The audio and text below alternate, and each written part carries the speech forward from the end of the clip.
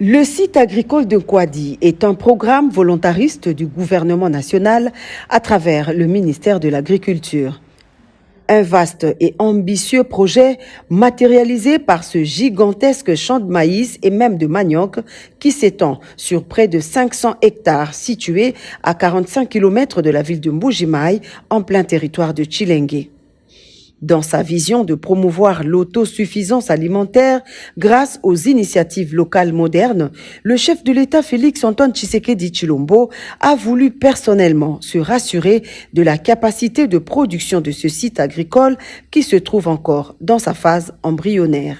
Le projet agricole, c'est volontariste agricole, est un projet conçu par le ministère de l'Agriculture nationale et qui avait deux volets. Le premier volet, c'est une production. Le deuxième volet, c'est une transformation et les deux, c'est localement. Ça va permettre justement à la population de bénéficier directement d'une production issue de ces champs. Alors, dans cette production, nous avons deux provenances. D'abord, le maïs qui provient des champs gérés directement par la société et puis le maïs qui proviendrait de l'encadrement des petits producteurs aux alentours de la base. Ça permettrait à ces derniers de pouvoir développer l'agriculture aussi. On va les accompagner en leur donnant les intrants et en leur donnant les machines à disposition pour leur permettre de mécaniser leur plantation. En 2 ans d'existence, la base agricole de Nkwadi fonctionne grâce au partenariat avec la firme BAB Bio Agribusiness qui exécute le projet pour le compte du gouvernement.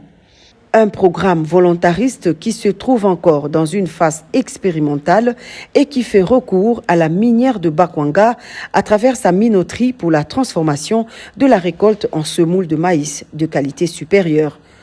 Profitant de la présence du chef de l'État et de son épouse, la très distinguée première dame Denise Nyakeru Tshisekedi, son gestionnaire a fait un plaidoyer pour lui permettre de remplir véritablement sa mission avec des engins modernes. En fait, ce projet est installé depuis 2 ans, mais malheureusement, depuis 2 ans, il est toujours dans sa phase d'installation.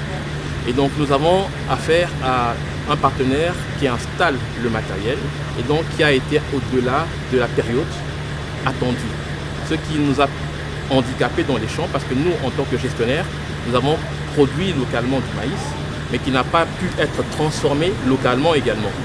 D'où la difficulté de produire des grandes quantités et de manière optimale. Il était prévu que l'usine soit terminée pour le 28 février 2021. Aujourd'hui, nous sommes le 30 décembre 2021. Elle n'est toujours pas opérationnelle. Donc nous sommes vraiment demandeurs et nous avons un plaidoyer auprès du chef de l'État pour que le fournisseur puisse terminer dans les délais les plus courts l'usine, la minoterie, les séchoirs ainsi que les silos. Produire et fournir la farine de maïs de bonne qualité, aliment consommé en premier plan par la population congolaise en général et celle du Grand Kasaï en particulier. Le site de Nkwadi a la vocation de jouer pleinement ce rôle.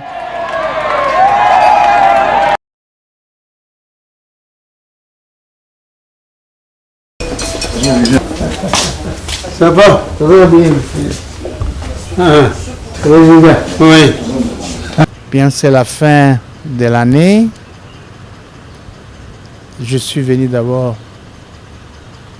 lui souhaiter meilleurs vœux de nouvel an. C'est une nouvelle année qui commence devant nous et Kengo pour nous est une source d'inspiration. C'est un des rares Congolais qui a l'essence de l'État. Donc pour nous, c'est une source d'inspiration. Nous devons venir de temps en temps parler, discuter du problème de notre pays avec lui et avoir ses conseils. Oui, il est disposé à tout moment. Il est en forme. Je remercie Dieu pour ça. Il a toute la lucidité, il a tout son sens d'humour et nous avons encore besoin de lui. Que Dieu lui accorde encore de bons séjours sur notre sol.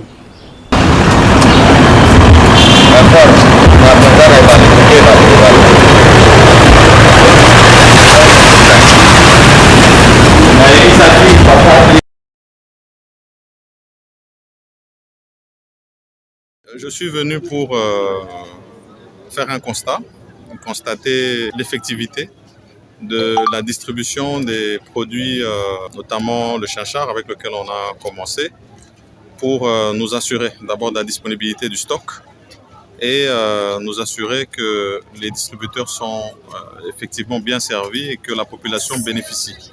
C'est une action du gouvernement qui s'inscrit dans la vision du chef de l'État qui, comme vous le savez, son slogan c'est le peuple d'abord.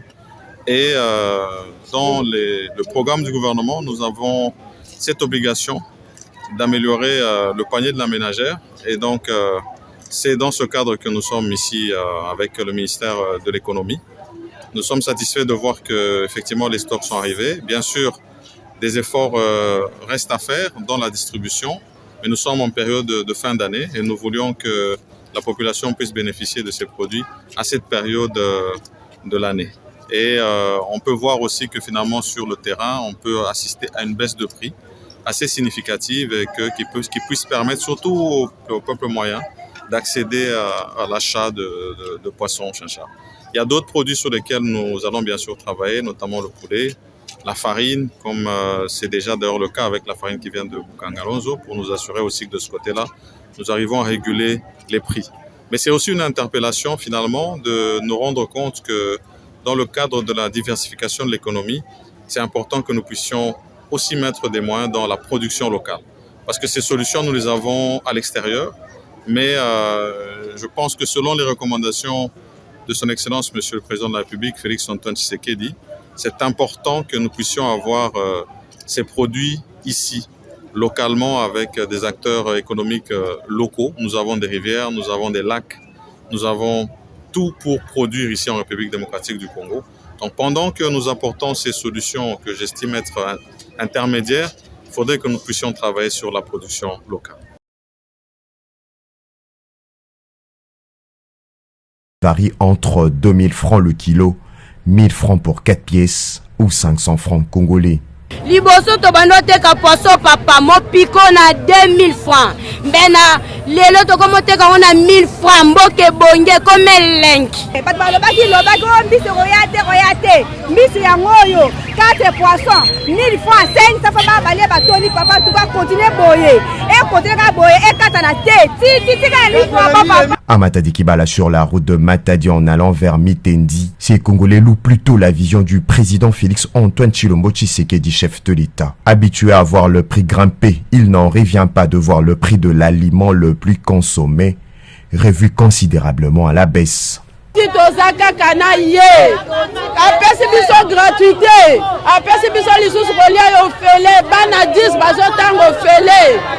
Payé à hauteur de 5,8 millions de dollars américains pour 27 300 tonnes, l'opération de vente de ces poissons est un pari gagné pour le gouvernement Samalou Kondé.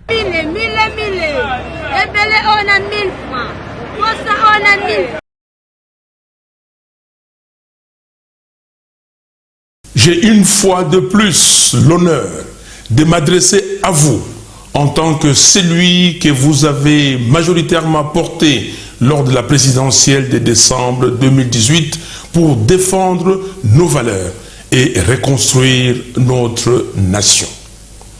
Depuis, je n'ai eu de cesse de prendre chaque jour et à chaque instant la mesure de cette responsabilité. En cette fin d'année 2021, pleine de souffrances et d'épreuves, alimentée d'une part par l'inacceptable guerre qu'on nous a imposée dans la partie est de notre pays, et d'autre part par la misère dans laquelle croupit notre population, je ressens davantage cette lourde responsabilité. C'est pourquoi je ne reculerai jamais et je ne m'écarterai nullement de cette volonté ferme qui m'habite d'élever à chaque fois que cela est nécessaire l'étendard de la résistance contre toute forme de violation des règles constitutionnelles, d'injustice, de trahison de la patrie, de corruption, des pillages des deniers publics, des mensonges, des violations de l'intégrité de notre territoire, d'antivaleurs et d'atteinte aux droits fondamentaux des Congolais. C'est l'essence même de notre combat. Mes très chers compatriotes, du Congo hold-up, en passant par les hold-up électorales de 2018, au hold-up du programme des 100 jours et à l'escroquerie du RAM, sans oublier les détournements en tout genre, notamment les fonds destinés à la lutte contre la Covid-19 et à la paye des fonctionnaires, on peut aisément réaliser combien et comment notre pays est saigné à blanc par une minorité d'opportunistes sans foi ni loi dont la seule vocation est l'enrichissement illicite. Cette clique prend plaisir à tromper l'opinion avec des slogans creux et des promesses aussi longues que les kilomètres parcourus par Magellan dans le néant.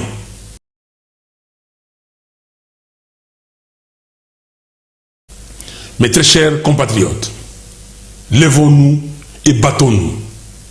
Battons-nous pour libérer notre pays. Battons-nous pour que demain, nous puissions construire la RDC. Battons-nous pour que nous puissions vivre en paix et en sécurité dans notre pays. Et battons-nous pour mériter la reconnaissance et le respect des générations futures.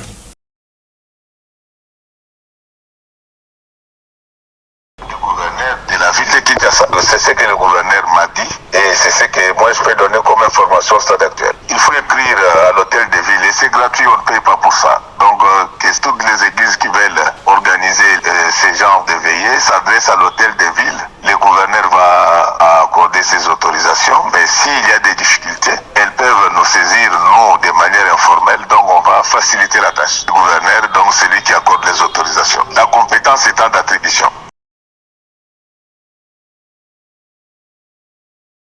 Parce que nous avons fait des choses à Mokolo. Nous avons consigné à partir de là. Nous avons policiers qui sont dans le bureau. Le commandant Nyos, le 5 janvier. Les cas de juillet, ils allaient à criminels, à Kuluna. Quand on a Kuluna, ils ont toute sa population. Pour ça, l'opération ciblée.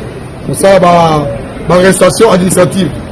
De façon que les criminels, les bandits, les longwa, dans le quartier, population affectée na kimia. Pe bashegi, okanga bashegi nyoso, otia bango la police va prendre kuna population à la kimia. Pe tobi boye. Pour la veille mortuaire, pour la veille de prière, on va ça chaque fin de l'année. Mbalo mon conduit gouverneur à lobby, veille de prière et c'est une cause de dérogation par ailleurs. Ce qu'on a de dérogation là, ce que les actes comme ça la veille de prière. Attends, on va communiquer pour ça le état libino. Police a fait au maboko. Na matériel la bino. Na babaf. To kangango. Si mango mo ko to za bandoki. Pour ba ça bino de bandoki. Parce que boto c'est les beka mboka te. To za pe na et c'est la population à Kinshasa qui est mon Konzamboka. Son excellence Félix Antoine Tshisekedi a fait ce courtoisie à une semaine. De façon que la police a contrôlé Mitukate. On va convoquer la Mituka Bango tranquillement. Sauf ceux qui ont aussi bande contraire, ou bien aussi sens unique, ou bien stationné Mabé, ou Anandé. Makamususu, Botan Molamino, Botan Sanbeko, sur le feu rouge. C'est un côté de moi. Mais ceux qui ont du sens contraire, aussi bande contraire, aussi on sait mauvais stationnement. Moi la police a retiré ma boque. Et que au foot amende au Singeli, on les qui met à la fête yao, on dit même comme ya ma pétard et Pakistan. Bien le côté comme pétard. Oh Congolais, oh Indien, oh Libanais. Police a collé quand se dit ma pétard le soir. Yo pe pour ko betango, yo papa maman. Pe qui ça va na yo. Ceux qui quand ba petit pétard, police a koya a kucha bino maboko. Parce que bato bazana makambe be mikolo ba tension, bato bakazira masasi. Bato bandi ko banga banga. Et Singeli pour fêter la kimia.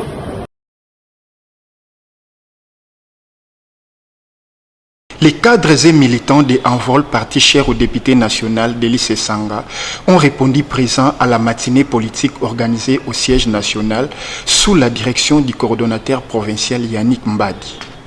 La matinée politique avait comme objectif Évaluer les meetings avortés du 19 décembre dernier prévus au camp Luka, a expliqué le porte-parole des Envol, Maître Nicolas Lenga. Du fait que la matinée politique a été une réussite, vous savez, c'est dans un contexte de fin d'année, les gens sont plutôt dans les préparatifs festifs, mais les cadres et militants du parti ont démontré de leur engagement, ils sont venus, ils ont bravé la pluie, sous la pluie nous avons tenu, nous avons communié avec nos populations de Kaluka et nous en sommes sortis. Et donc il fallait bien discuter avec nos cadres et militants, notamment sur cette activité-là. Nous avions voulu fixer le cadre pour 2021, dire que nous avions eu des difficultés en 2021, mais 2022 approche et nous devrions fixer le cadre pour que nos cadres et militants sachent que le parti tient bon malgré la petite tempête, que le parti a une vision, a une direction pour 2022. C'est ce qui fut fait dans le cadre de cette matinée. À la fin de la cérémonie, les militants ont salué les autorités de leur parti.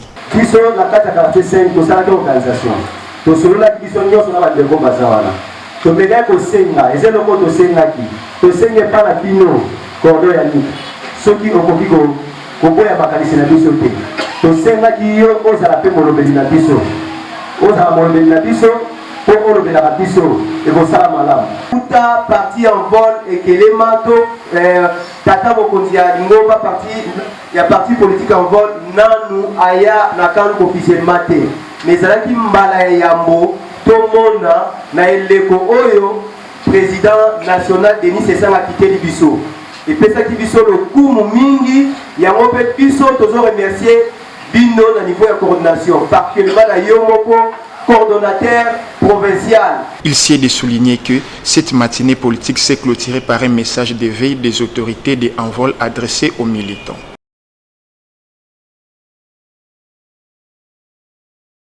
C'est la salle de conférence de l'hôtel Lubumbashi qui a servi de cadre à cette session de formation des magistrats du Haut-Katanga. Le président du Conseil supérieur de la magistrature et président de la Cour constitutionnelle a, à la suite des états-majors, organisé cette session à l'intention des officiers civils dans le but de renforcer leurs capacités en matière de lutte contre la corruption. Le représentant du gouverneur de la province du Haut-Katanga, Jacques Abula-Katoué, et ministre de l'Intérieur, Jean Lumbwe Mwanza, a dans son mot rendu un hommage au président de la République, Félix-Antoine Tshisekedi Tshilombo, qui milite pour mettre un terme à la corruption dans le pays.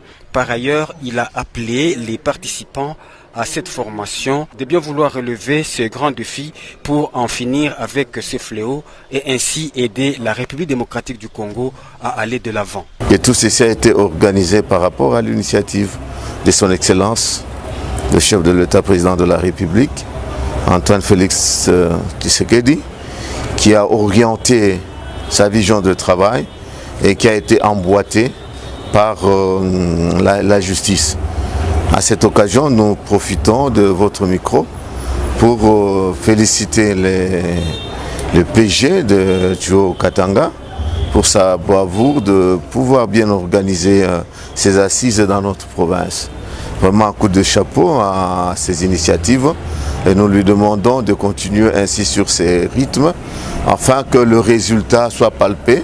Quant au procureur général de la cour d'appel de Lubumbashi, Kuminga, il a remercié le chef de l'État Félix-Antoine Tshisekedi qui fait de la justice son cheval de bataille. Signalons que le Haut-Katanga est le deuxième site où se tiennent ces assises après Kinshasa. Cette session de formation ouverte ce lundi se clôture mercredi prochain.